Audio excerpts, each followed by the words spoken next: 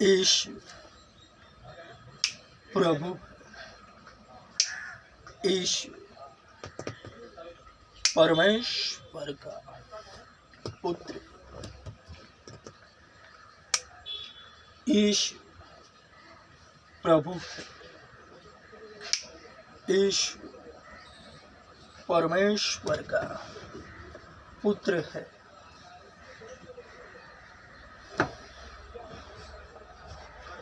हे जाति जाति के लोगों, यहोवा राजा हुआ है। यहोवा राजा हुआ है।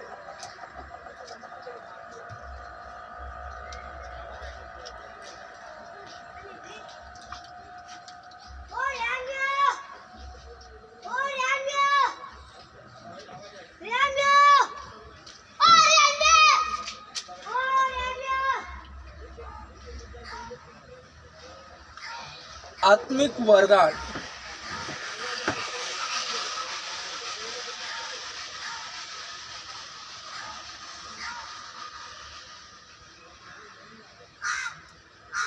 हे भाइयों, मैं नहीं चाहता कि आत्मिक वरदानों के विषय में तुम अनभिज्ञ रहो। तुम्हें मालूम है कि जब तुम अन्य जाति थे तब गूंगी मूर्तियों की ओर जिस प्रकार भटकाए जाते थे उसी प्रकार चलते थे। इसलिए मैं तुम्हें बताए देता हूँ कि परमेश्वर के आत्मा के द्वारा कोई भी मनुष्य ऐसा नहीं कहता कि यीशु शापित है, और न पवित्र आत्मा के बिना कोई यह कह सकता है कि यीशु प्रभु है।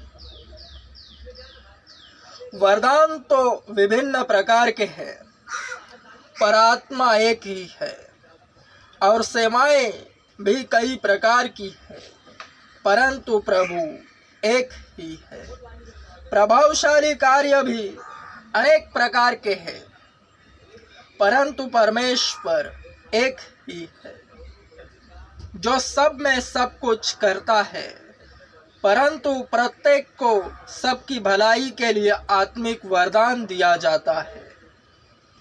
क्योंकि एक को आत्मा के द्वारा बुद्धि का वचन और दूसरे को उसी आत्मा के द्वारा ज्ञान का वचन दिया जाता है। किसी को उसी आत्मा से विश्वास तथा किसी और को उसी एक आत्मा से चंगा करने का वरदान दिया जाता है। फिर किसी को सामर्थ के कार्यों की शक्ति, और किसी को नबूवत करने की, किसी को आत्माओं की परख, किसी को भिन्न भिन्न प्रकार की भाषाएं बोलने, और किसी को भाषाओं का अर्थ बताने का वरदान दिया जाता है। परंतु वही एक आत्मा ये सब कार्य करवाता है और अपने इच्छानुसार जिसे जो चाहता है अलग अलग बांट देता है।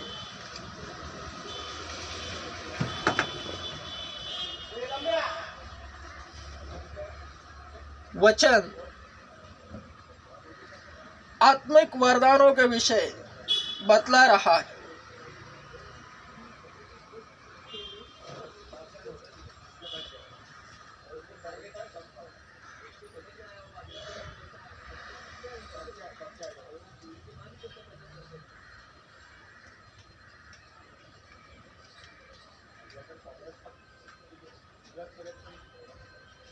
वरणी किने जो अंदर है, यह मेरा वीडियो वही देख रहा है जो अंदर है, परमेश्वर की ओर से बुलाए हुए, जिन्हें वो चाहता है केवल वही मेरा वीडियो इस वक्त देख रहे हैं, क्योंकि उन्हीं के लिए वचन का स्पष्टीकरण है।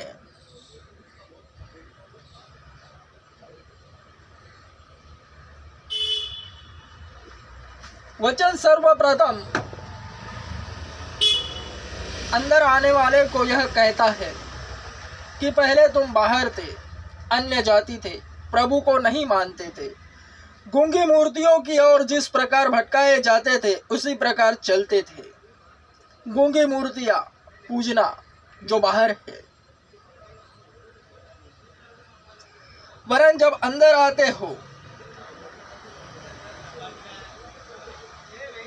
परमेश्वर का आत्मा पाते हो, क्योंकि परमेश्वर की ओर से अंदर बुलाए जाते हो। केवल वही परमेश्वर का आत्मा पाता है और वह यह नहीं कहता कि यीशु शापित है। और जो पवित्र आत्मा पाता है, जो पवित्र आत्मा पाता है, केवल वही यह कहता है कि यीशु ही प्रभु है।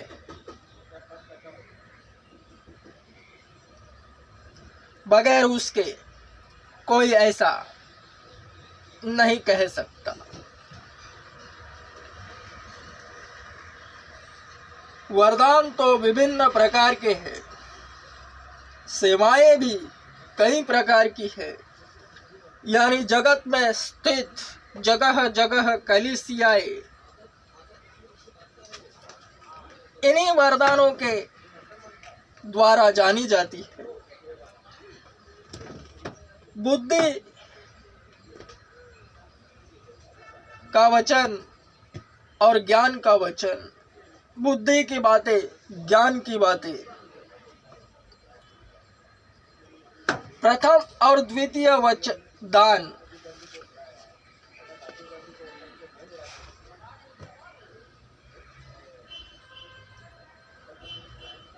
भगवान अपने भक्त को पहले से जानता है। उसे उसके गर्भ में, माँ की गर्भ से ही चुन लेता है।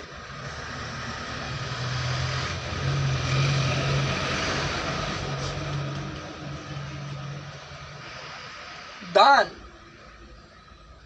विश्वास को देखकर, प्रेम को देखकर, कार्य को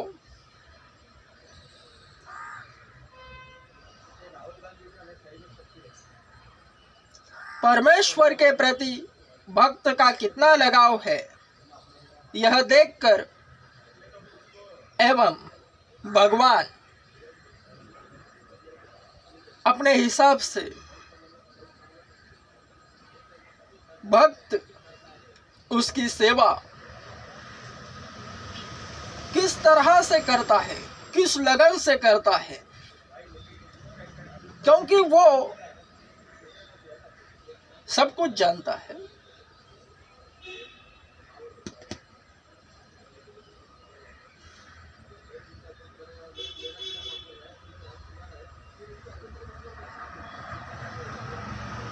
जैसे जैसे भक्त भगवान की ओर बढ़ता है,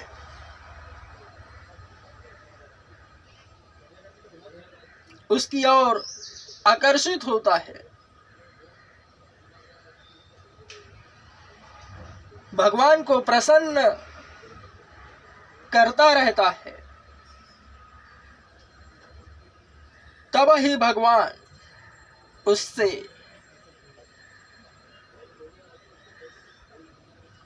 और चाहता है।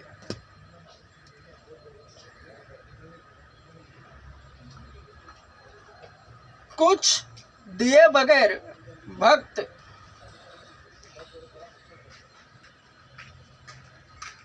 पीछे हटता है कि नहीं, यह भगवान देखता है।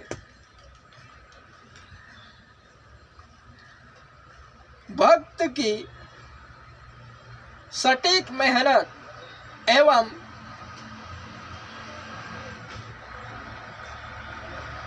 उसकी सुंदर भक्ति को देखकर भगवान बिना मांगे उसे वरदान दे देता है। पवित्र आत्मा भी दोनों तरफ से मिलता है, एक मांगने पर और बिना मांगे भगवान दे देता है, क्योंकि वचन है। मांगने से पहले वह जानता है कि क्या चाहिए भक्त को।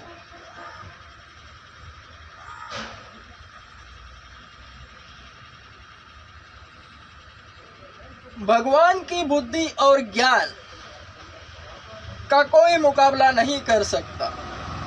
संसार की संस्कारी लैंग्वेज में समझाता, संसार में एक कहावत है,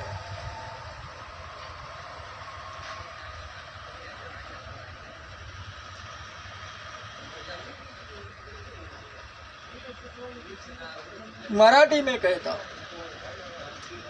डोळे मिटून दूध पिणे, मांजर डोळे मिटून दूध पीते। यानी बिल्ली आंख मूंद कर दूध पीती है और उसे ऐसा लगता है कि कोई उसे देख नहीं रहा, वरन सब जन उसे देखते हैं। यह शैतान को दर्शाता है। अगर शैतान परमेश्वर के वचनों को चुरा सकता है और अपनी घिनौनी हरकत कर सकता है उसी को विपरीत, तो यही कहावत पर भगवान की बुद्धि और ज्ञान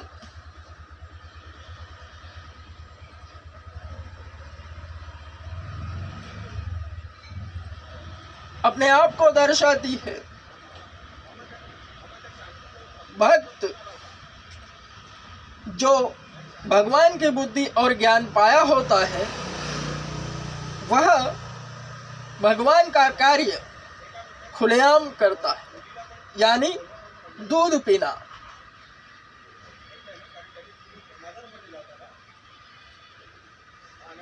और आंख मूंदता नहीं, बिल्ली के विपरीत आंख खोलकर भगवान का कार्य करता है।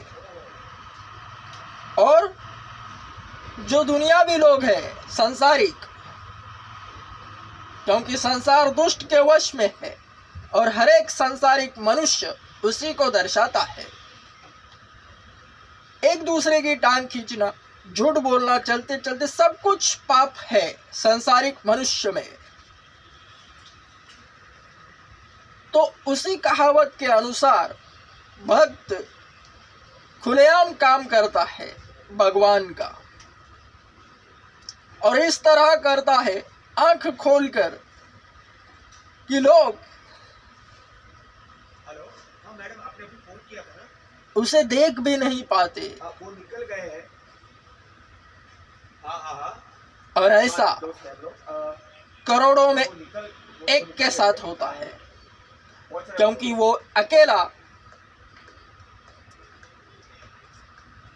करोड़ों को लपेटता है।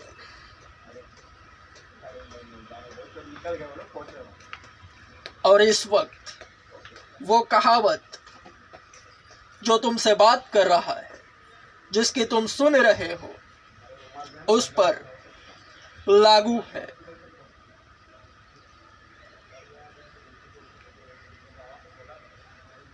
शैतान का एक और गुणधर्म बताता, मनुष्य पापी है जन्मतः, जो संसार को दर्शाता है। अगर वह पाप ना करे तो आप ही परमेश्वर के समान बन जाएगा एवं स्वयं क्लेम करेगा कि मैं परमेश्वर हूं। इसलिए तो उसमें पाप है। शैतान भी ऐसा ही था। अगर मनुष्य पाप ना करे तो उसमें शैतान संचारता है, परमेश्वर की बराबरी करना चाहता है। ऐसा ही शैतान है जो सर्वप्रथम स्वर्गदूत था, उसका नाम इब्लिस था। उसके पास परमेश्वर के दान शक्तियां अभी भी मौजूद है। खुदा की एक खासियत है, वह अपने भक्त को जो देता है वह डबल रिटर्न में लेता नहीं, भले वह गुमराह हो जावे।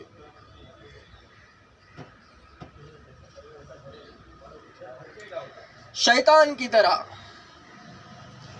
उपस्थिति छीन लेता है, अपनी मौजूदगी हटा देता है। यह खुदा की खासियत है। और खुदा की मौजूदगी जिसे संभालने आती है वह दुनिया पर राज करता है, क्योंकि शैतान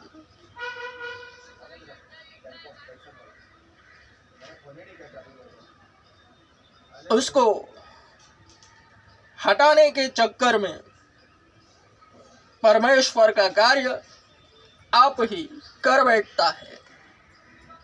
इस वक्त मैं तुम्हें सच सच कहता हूं, शैतान जो इब्लिस है वह मकबूल का विकेट गिराने की चक्कर में फिराक में खुदावंद का काम आप ही कर बैठेगा और क्रेडिट मकबूल को मिलता रहेगा, क्योंकि वचन यहाँ स्पष्ट बना है, सब बातें मिलकर भलाई ही को उत्पन्न कराती है।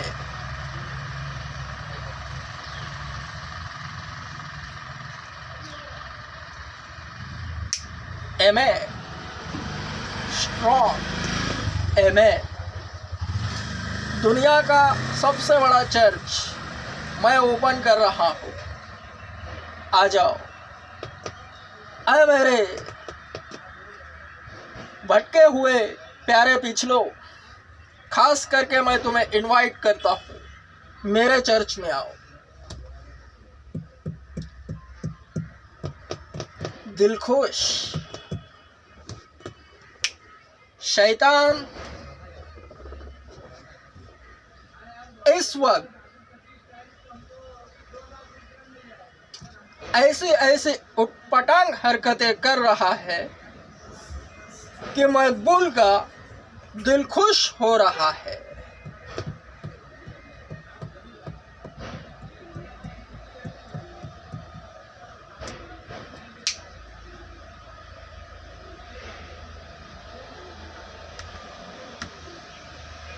खुदा ने केवल मकबूल को नहीं बुलाया, वरन मकबूल की वंशजों को बुलाया है।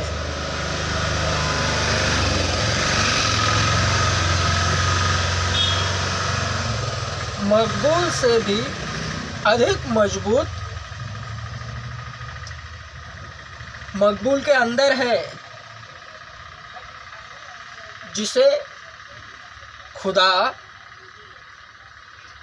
मकबूल की शादी के बाद बाहर निकालेगा।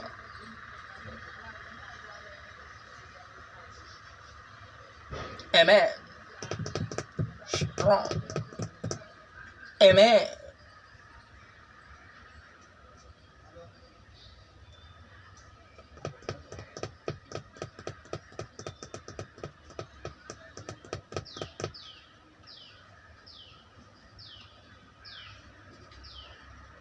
सर्वप्रथम जब मैंने यह सुना